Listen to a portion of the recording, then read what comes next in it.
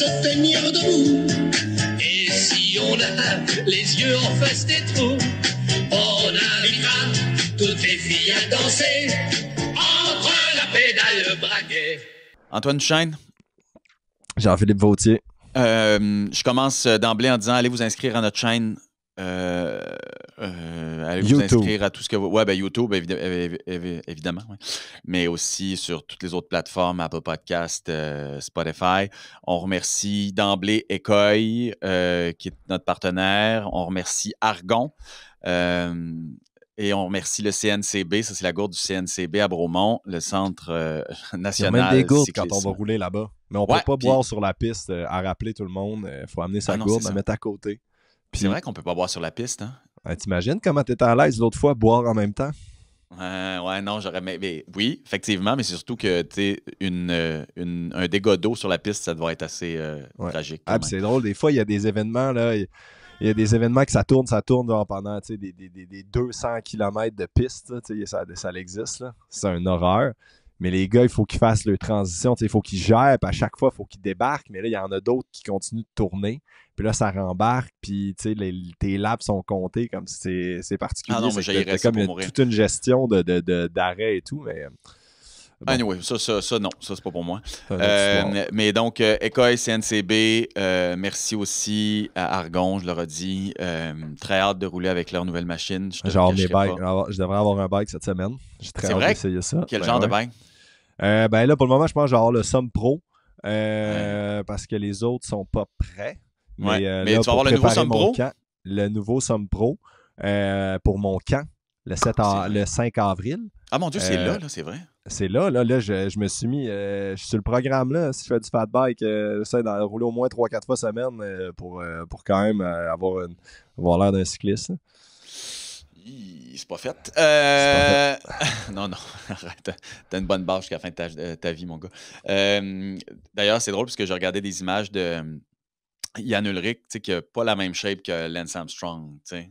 Non, il y en a qui changent. C'est intéressant de voir il y a des coureurs comment ils font qui font des gros 180 degrés. Oui, ben tu sais, c'est pas une catastrophe, là, Jan Ullrich, mais c'est juste que quand tu regardes, parce qu'il est allé rouler avec Lance Armstrong il n'y a pas longtemps, pour une promo et tout, puis là, tu regardais les deux, tu disais comme, là, Lance, il est plus, lui, il n'a pas lâché, là.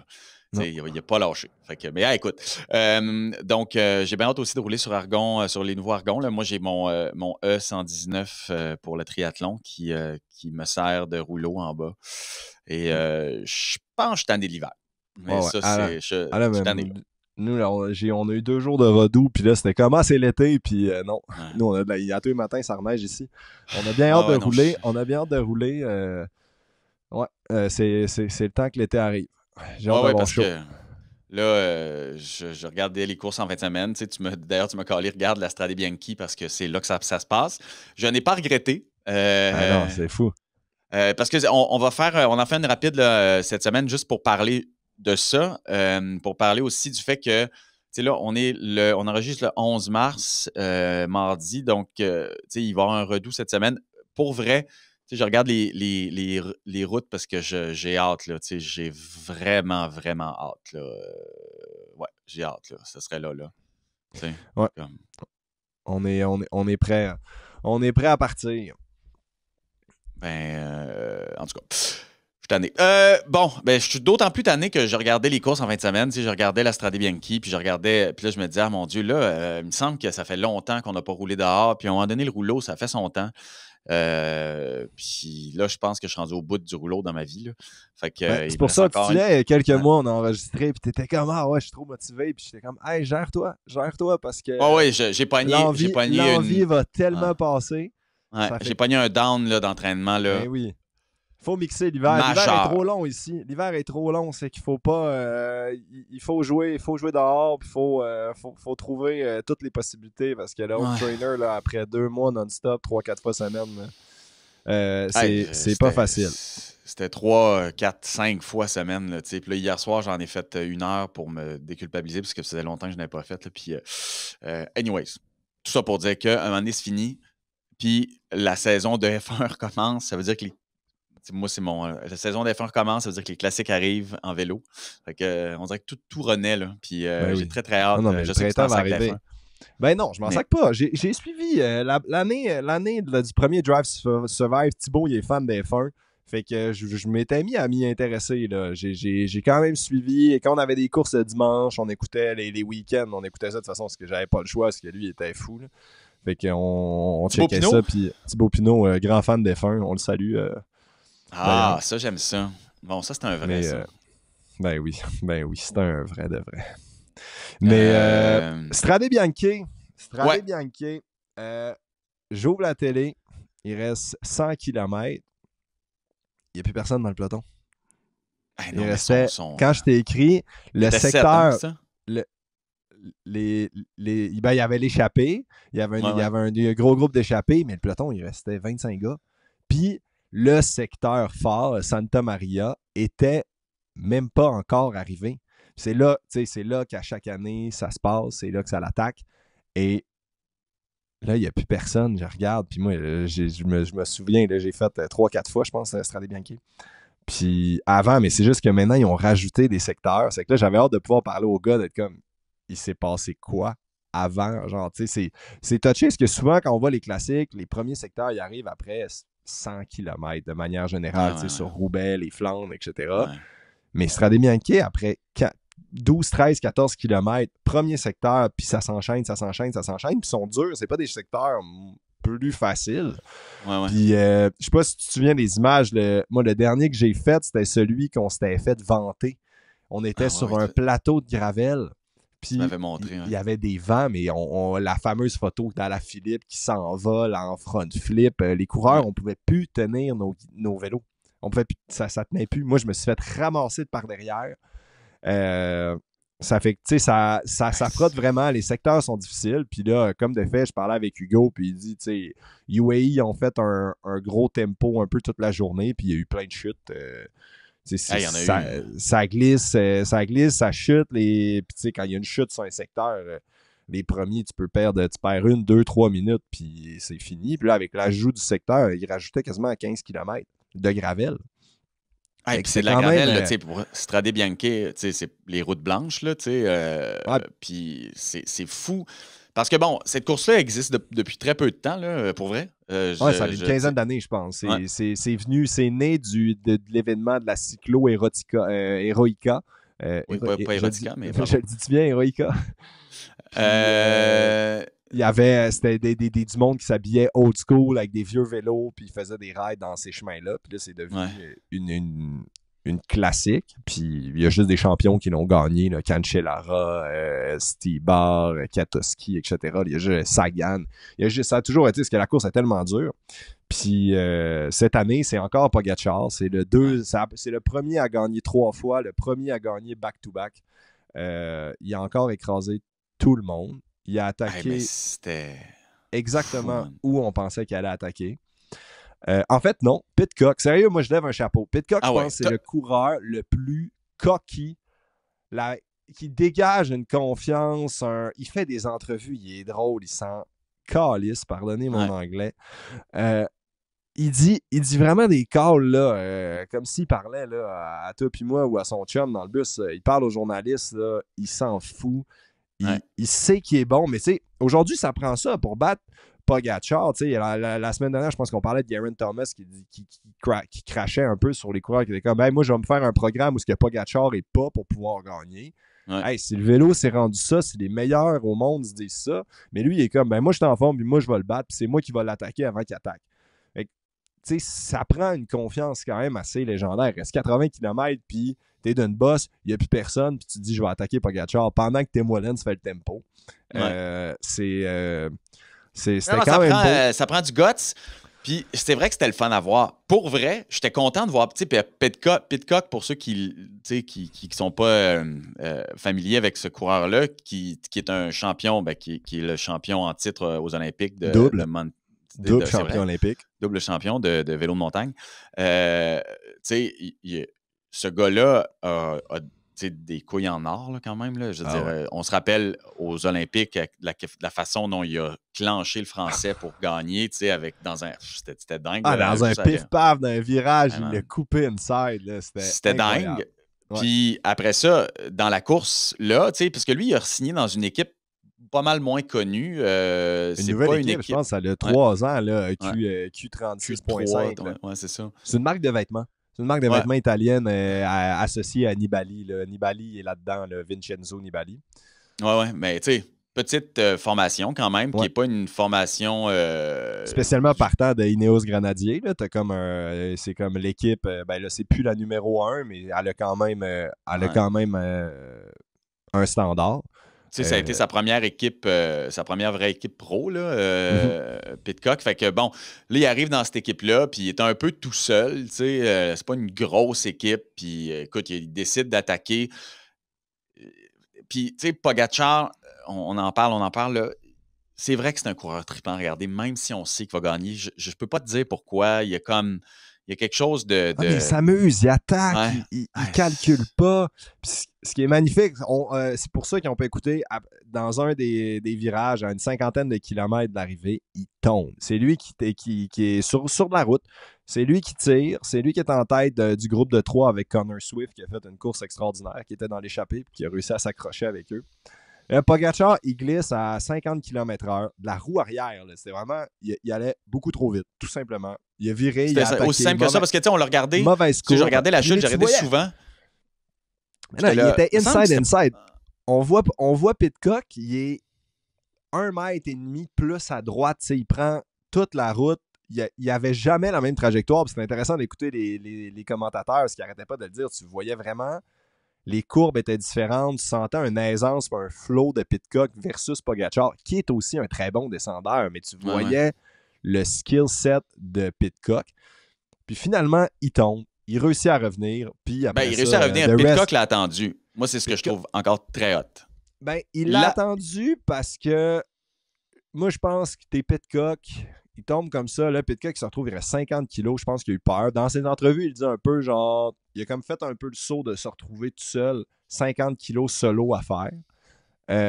Derrière, tu as le favori, le champion du monde, qui a un respect aussi derrière ça. Ouais, mais c'est ça, il l'a attendu, tu sais. Mais il se faisait rattraper. C'était comme... Pogačar rembarque sur le vélo, il y a 30-35 secondes de différence. Après 3 km, il y en a 20, 17, 13. Je pense que son DS s'est dit comme, arrête de te battre, tu vas te brûler les ailes, il va te rattraper puis il va te manger. Fait que là, Pidcock a pu en profiter, on le voit, il a mangé. Assez impressionnant comment on a vu Pidcock manger aussi. Là. Je sais pas si les geeks de ça, là, on parle de grammes à l'heure, là, puis je pense que Pidcock était sur plusieurs centaines de grammes à l'heure. Ce qui est passé, à tous les 5 minutes, il avait la main dans les poches. C'est vrai qu'il a mangé beaucoup, hein, quand même. Il mangeait beaucoup, mais ça aussi, ça porte signe. Ça donne un peu un signe. C'est important de manger, mais quand tu es là, j'ai déjà été dans cette situation, pas dans cette situation-là à gagner Strade Bianche, mais tu es en échappé, ça va vite. Puis là, tu sens que t'as mal aux pattes, puis t'essaies de tourner un peu plus les jambes. T'arrêtes pas de manger, tu te dis peut-être qu'il y a une force qui va revenir. Il est où le 4e souffle? Puis je pense que c'est peut-être un peu ça qui arrivait. Je pense que c'est sûr que ça doit être intimidant. Même si t'es Pidcock, t'es en échappé pour Strade Bianche, c'est sûr que ça va vite. Avec Pogačar. Puis Pogačar, il gagne. Puis en entrevue, quand il parle de sa chute, moi, c'est ça qui me fait encore plus l'aimer, puis c'est cool à l'écouter. Il dit, tout en riant, il dit, ben oui, il dit, attends, moi j'ai le champion du monde de cyclocross, champion olympique de vélo de montagne, etc. Il dit, moi c'est beau, je suis fort, je gagne des courses dans les bosses, mais je voulais montrer aussi que j'étais capable de descendre. Tu sais, il se prend tellement pas pour un autre. Il sait qu'il est le meilleur, mais il est comme, attends, lui il est meilleur que moi en descente, je vais lui montrer aussi que je suis hot. Il joue. Il s'amuse. Puis il prend des risques. Il prend des risques de fou. Tu sais, regarde, il arrête pas de parler. Là. À chaque semaine, il veut faire Paris-Roubaix. Le gars, il fait 60 kilos. Il veut se lancer sur Paris-Roubaix parce qu'il est allé faire la reco puis il se dit, je serais peut-être capable, c'est pas si pire. Mais c'est tellement... Tu sais, on n'a pas... Dans le cyclisme moderne, depuis les 25 dernières années, 30 dernières... On n'a pas vu de coureurs comme ça. Dans le temps, ça se voyait plus, là, des Hinault, Merckx, etc. Mais le vélo d'aujourd'hui, il y a tellement de profondeur. Des coureurs comme lui, il n'y en a pas. Puis je lisais un article hier, il dit j'aime mieux me considérer comme un coureur de classique qui gagne des grands tours que l'inverse. Tu sais, mettons, un Vingegaard, c'est un coureur de grand tour, tu le vois jamais ses courses d'un jour. Il dit, moi, les classiques, il dit, c'est tellement le fun. Il dit, t'as tellement de choses qui peuvent arriver, puis c'est la journée même. C'est aujourd'hui, ça prend de la chance, ça prend du guts, puis à l'arrivée, t'es premier. Tu gagnes ou tu perds. Qu'un grand tour, il y a des revirements de situation, c'est de l'épuisement à longue haleine, il se passe tellement de choses, puis il y a tellement de trucs qui rentrent en considération que course d'un jour, puis il dit la victoire d'une course d'un jour, il dit c'est incroyable, le feeling est tellement plus grand que, mettons, une victoire d'étape sur un tour. Surtout aujourd'hui, il est rendu en est comme 16. Je pense, c'est comme, yes, j'ai gagné, j'ai fait ma job. Fait que je trouve, c'est le fun à voir, c'est rafraîchissant, c'est un autre style que Sagan, mais c'est une nouvelle fraîcheur. Souvent, on n'aime pas les meilleurs. Tu sais, la vie. Ah, mais lui, on l'aime. Lui, on l'aime. Moi, je l'aime. Sauf Marc Madio l'aime pas. Je sais pas si tu as vu passer des trucs. Marc Madio, il fait des podcasts. Il dit, moi, Pogacar, je l'aime pas. On est français, on n'aime pas les premiers. C'est vrai? Ah, grossièrement, là, c'est pas une quote officielle, là, mais en gros, j'ai vu une couple de trucs passer. Puis. Hey, tu peux pas l'aimer, tu sais. Tu peux pas l'aimer. Je veux dire, écoute, il a roulé, là. Tu sais, il a roulé pendant. Je sais pas combien de kilomètres avec son bib complètement remonté. Parce qu'il était, il a remonté à 10 kilomètres de la fin. Ça y a pris comme tellement de temps avant de demander de faire comme bon, ben, je vais prendre le temps de descendre mon bib là, pour être plus à l'aise. Il est en sang, il a l'air heureux, il a les mains ouvertes. À un moment donné, il a fini par enlever ses gants parce que ses gants étaient complètement ouverts. Là, je veux dire, il y avait plus. Pour vrai, c'était dingue. Là, hey, sérieusement, là, moi j'ai chuté, j'en ai fait des chutes comme il a fait. Là. Puis moi, ça m'a toujours fasciné de voir les coureurs chuter comme ça, puis boum, il n'y a rien qui... Mais il n'y a rien qui switch dans leur tête, là. C'est comme... Il peut pas s'avoir fait mal. Ouais, sincèrement. Ouais. C'est sûr que c'est fait mal. C'est sûr que c'est fait mal. Même dans l'adrénaline, tu sais, j'ai déjà été... Moi, si tu tombes à terre, t'es comme... Ah, tabarnak, ça fait mal. Puis il y a comme en même temps... Là, une chute d'hormones. Puis là, tu dis aussi comme fuck, hostie. Ouais. Ça allait bien. Puis moi, mentalement, ça me démoralisait un peu. Ouais. J'en ai vu des Stefan Kung dans des chronos se péter à la gueule, rembarquer sur le bike comme si de rien n'était. J'ai une image de Kung. L'image qui s'est pété le front d'une clôture qui continue avec le casque cassé en deux. Du sang plan. Mais des Tony Martin, Tom Boonen qui a tombé 3 fois sur un Roubaix et qui a quand même gagné. Ouais. Moi, ça me fascine. Puis là, la vitesse qui remonte puis qui gagne. Hey, c'est pour vrai. Anyway, c'était...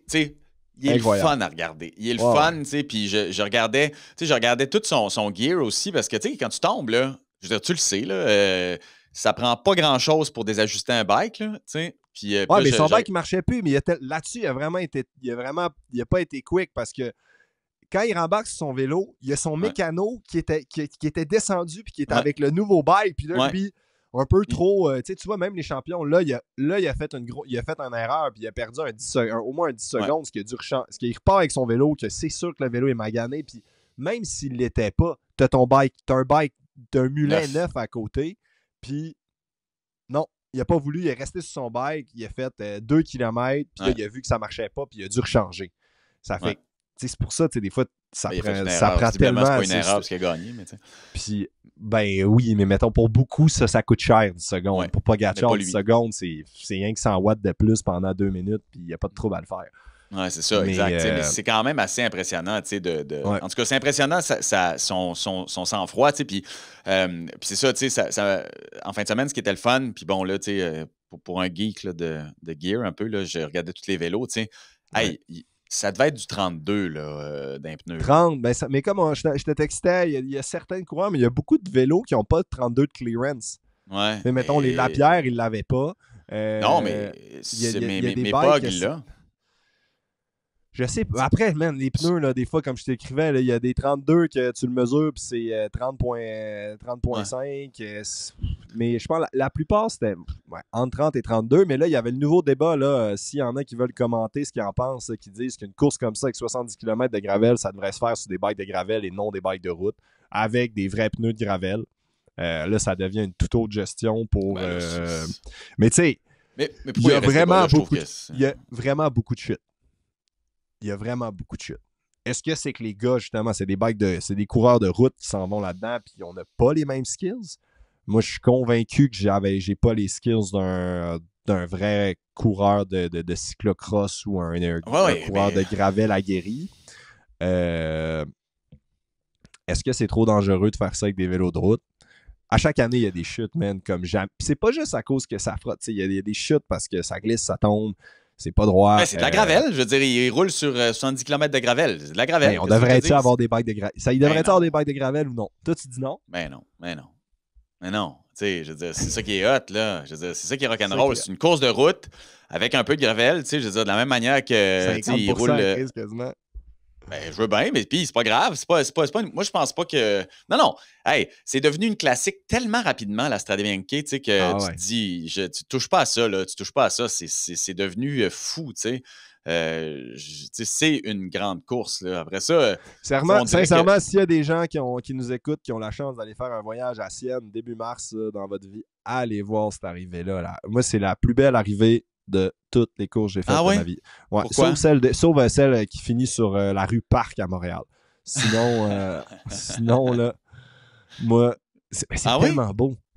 Déjà, comme tu dis, toute la course, c'est vraiment une belle course. Ah non, c'est beau, là. Même à faire, tu fais la Rocco, c'est beau. C'est vraiment dur, mais sincèrement, c'est beau.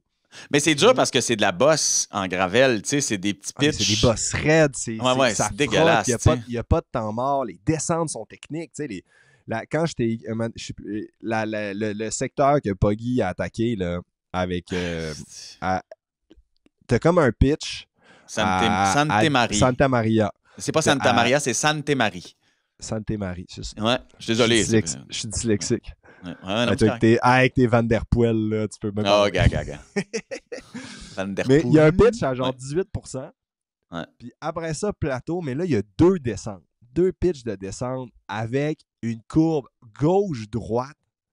Mais sincèrement, on la descend à 75 km/h. Genre, il y a 15%, là, puis ça vire. C'est tellement sketch. Là, puis là, t'es sur de la gravelle lousse, là. Moi, à chaque fois que je l'ai descendu, je suis comme « Ah, ça passera pas! » Pour vrai? À chaque fois. Non, sérieusement, ça va vite, puis tu pognes la chienne. Là. Moi, 75, puis je suis sûr que je suis pas le seul. Fait que, tu sais, d'ailleurs, c'est ça que je me suis posé comme question. Tu sais, des fois, parce que ce que tu regardes dans les descentes, tu sais, on parle du Tour là, de France, là. Tu sais, dans les descentes, tu vois ceux qui descendent en premier, là, mais il doit y en avoir qui pognent la chienne puis qui ne descendent pas. Tu sais, qui descendent lent, là. Le pire de l'histoire, je pense, c'est Guillaume Martin. Ouais. Guillaume Martin, là, c'est reconnu, là. Tu t'attaques puis lui, il grimpe vite. C'est qu'il est souvent en avant, au sommet du col, avant la bascule. Là. Mais si t'es derrière lui, là, oublie ça, là. Il ne sait pas virer. Mais, non, mais t'en as qui... Ben, l'affaire, c'est si tu chutes. Il y en a, là, tu sais, c'est après ça, là, tu fais du travail. Il y a beaucoup de monde qui doit faire du travail mental avec des préparateurs mentaux parce que tu bugs, là, des fois, là. Moi, après des chutes, surtout, moi j'ai pogné longtemps la chienne ça a plu parce que j'ai pogné 2-3 glissades ça a plu quand j'étais comme ça va tenir, puis d'un coup, fou, ça tient pas. Tu sais, tu te sens en confiance, puis ça part pareil. Là, après ça, si tu prends un 2 minutes, là, tu prends vraiment un 2 minutes à chaque courbe, à chaque fois qu'il pleut, là, t'es comme, ça tiendra pas, puis non, tu peux perdre vraiment beaucoup de cartouches quand tu sais pas descendre. On filme souvent les premiers, puis tout le monde à la TV sont comme, wow, les premiers sont bons. Mais le gruppetto, là, watch out. Ah ouais, hein? Les plus belles descentes à regarder, c'est dans le gruppetto, parce que nous, là, tu perds des fois, tu sais, mettons, si tu perds 5 minutes dans la montée, puis là, tu sais qu'il y en a 3 autres, 20 minutes, 25 minutes que tu peux te permettre de perdre en journée. Il reste 3 cols, il y a les vallées, les descentes. Là, t'es tous des gros, puis c'est là, il faut descendre. Souvent, c'était Bernard Heissel puis Cavendish, là, les descentes qui se sont faites, eux autres. Là, parce que, lui, eux, ils faisaient les étapes de montagne, ils faisaient tout seuls. Ils pétaient après 1 kilomètre au pied du col, puis... fallait qu'ils rentrent à la maison. C'est que je peux te dire, les descentes, ça attache ta tuque d'essayer de les suivre. Ah ouais, hein? Ouais. Ça, c'est quand même de quoi de fou. Là. Mais c'est parce que c'est ça, tu sais, j'ai une chute dans ma vie dans un col, là, en descendant, là, à Isola 2000. Ah ouais? Puis en descendant, puis tu sais, là, j'écoutais de la musique, là, puis j'étais comme dans un high, je venais de monter, j'étais tout seul, tu sais. Puis on est dans une épingle. Tu sais, comme quand tu fous ton cul part, là, parce qu'il n'est plus à la même hauteur que ton, tu sais. Là, je veux dire, je junior, là, puis là, tu glisses jusqu'à la fin, puis tu sais, mon drop, tu sais, un drop-end, c'est ça? Comment on appelle ça, là, tu sais, ta patte de dérailleur. Ouais, ma patte de dérailleur. À plier. Hey man, j'étais tout seul, c'était le 14 juillet, il y avait tout était fermé. Hey, c'est pour vrai, là, j'ai fini par descendre, assis sur le bicycle jusqu'à mon char, j'étais en sang. Mais quand tu tombes, là, cette shot-là, tu t'en souviens, là. Ah ouais. Tu t'en souviens solide, là. T'sais. Ah, c'est ça qui est tough, man. Moi, à chaque fois, là, en fin de semaine, là, en ce moment, c'est Paris-Nice aussi. Là. Hier, l'étape de Paris-Nice, il y a tellement eu de chutes, là. Ah ouais? Ah, tu peux regarder? Parce qu'il y avait un peu de vent, puis c'est des étapes bâtards. Il y avait comme du vent, mais pas vraiment. Ça fait. Puis c'est des terrains propices aux bordures. Puis ce genre de course-là, là, tu pars dans le char, puis là, tout le monde a la chienne. Tout le monde dans le briefing, c'est il faut être placé, il faut être placé. Il y a du vent, t'es dans un champ de patates en région parisienne. Puis de manière générale, les 2-3 premières étapes de Paris-Nice, il y a toujours des bordures.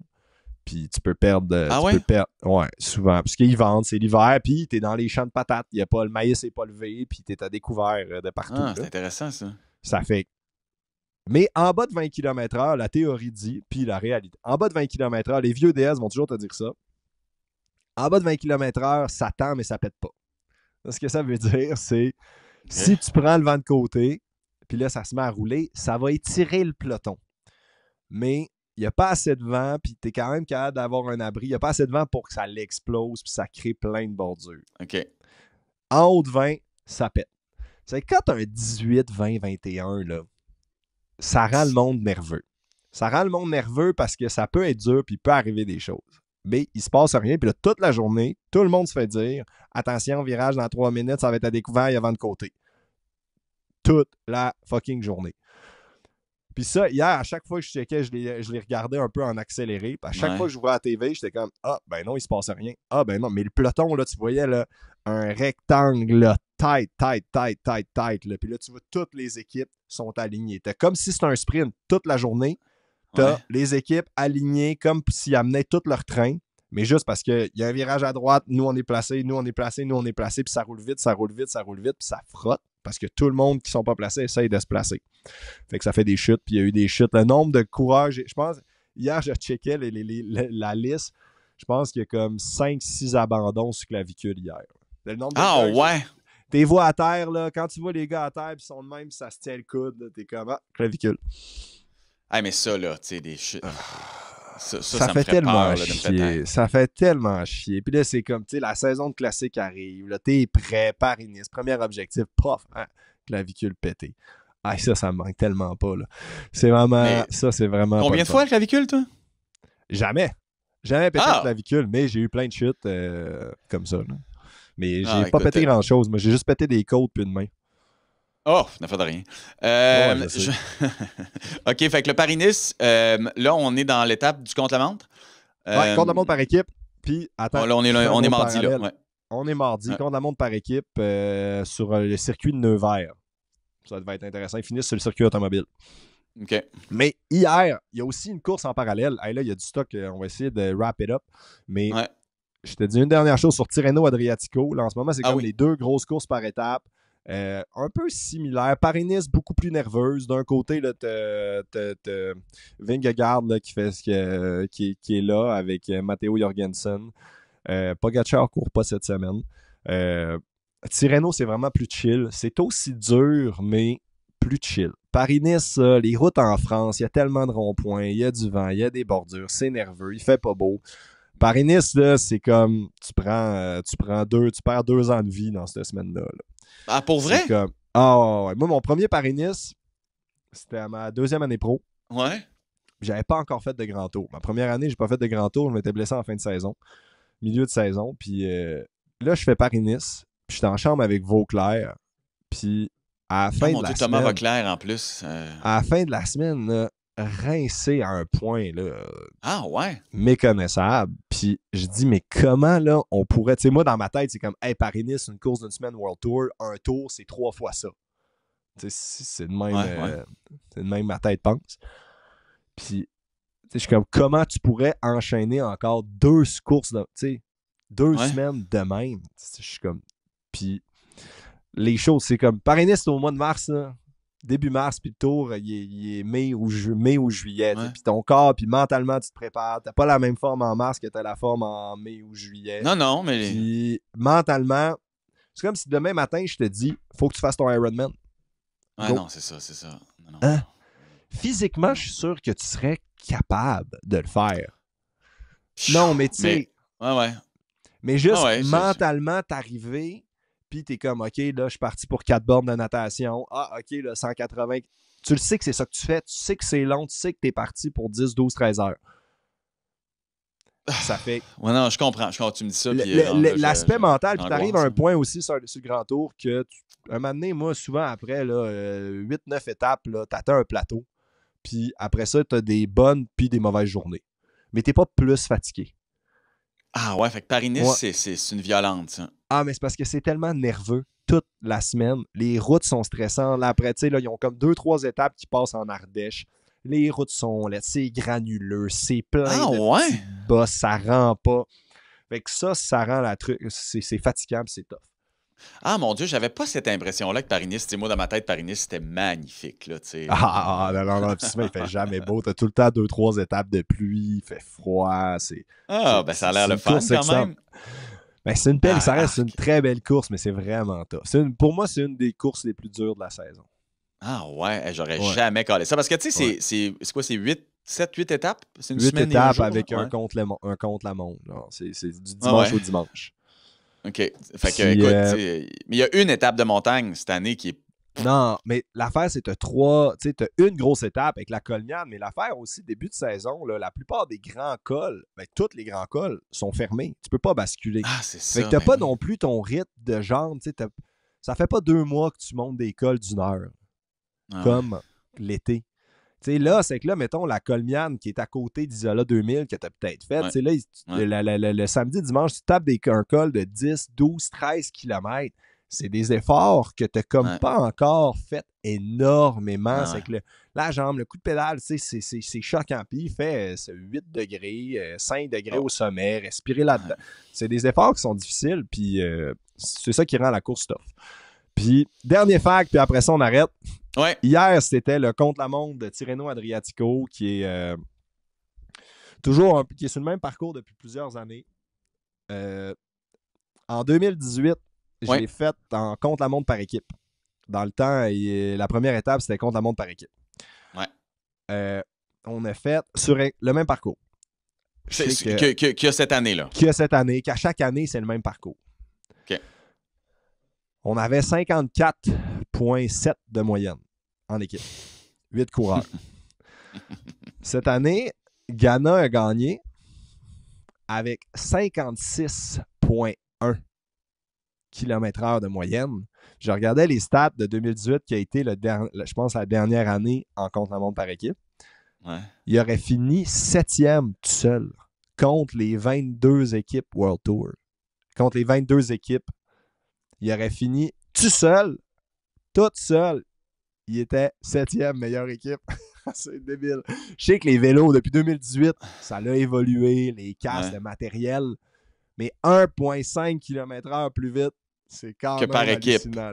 Que par équipe. Que nous, on avait fait, on n'était pas, c'était avant d'avoir le nouveau vélo, on était sur un vélo en fin de vie qui était quand même plus très rapide. Nous, on avait fini 15e, je pense, sur 21, genre. Mais lui, il aurait fini 7e. 7e, il est devant des bonnes équipes. Là. 7e tout seul, contrairement à des équipes à 8 coureurs professionnels. Là. Pas 8 coureurs amateurs, à 8 coureurs professionnels sur la course. Je trouvais que c'était un fun fact qui est assez impressionnant. Mais c'est quand même débile, tu sais. Spécialiste, Parce que ça y a pris 12 minutes 17 faire son 11,5 km. Puis c'est dead flat, là. C'est un aller-retour sur le bord de la plage avec un 4 coins, là, un droite, gauche, puis tu reviens. tu croises les coureurs, la route est pas belle, il y a des trous, c'est pas le fun. Ah non? Puis, OK, mon Dieu. Je me souviens, j'ai le souvenir, surtout le dernier kilomètre, là, raboteux. Là. Moi, en 2022, il m'avait mis, c'est Ghana qui avait gagné aussi. Il avait fait 1 km/h et demi de moins vite. Après le vent, je m'en souviens pas, il m'avait mis 1 minute 40 sur 11 km. Puis toi, tu l'avais roulé en combien? 1 minute 40 moins vite. Moi, j'avais fait 49,9 km/h de moyenne, je pense. Puis il avait fait 54,5. C'est dingue quand même. Non, tu sais, 49, ça va, là? On s'entend, là? Ouais, tu sais, c'était. J'étais pas. Moi, j'ai jamais été bon. J'ai jamais entraîné. Mon contre-la-montre, j'aimais pas trop. J'aimais pas ça. Puis. Je trouvais que l'entraîner comme un malade, j'aurais fini 80e. Puis là, j'ai fini 100e. Fait que dans le fond, comme... ton calcul était simple, là. Ouais, je focusais sur autre chose. Mais là, hier, il y a Derek G qui a fini 6e. Qui a seulement 2 leaders, 2 autres leaders qui l'ont battu. Juan Ayuso puis Antonio Tiberi. Fait que là, il est dans mieux placé. Il montre encore clairement qu'il est en très bonne forme. Je pense qu'on va être capable. Je pense que moi, je le vois sur le podium. Je l'annonce sur le podium à la fin de la semaine. Ouais. Parce que, tu sais, encore une fois, là, il est 6e. Il est à 34 secondes de Ghana. Ghana qui a 25 secondes sur Juan Ayuso. Oui, c'est ça. Fait que, on peut calculer que ça va être en dedans. Là. Mais écoute, toujours des discussions intéressantes. On va arrêter là-dessus. On se fera un update la semaine prochaine.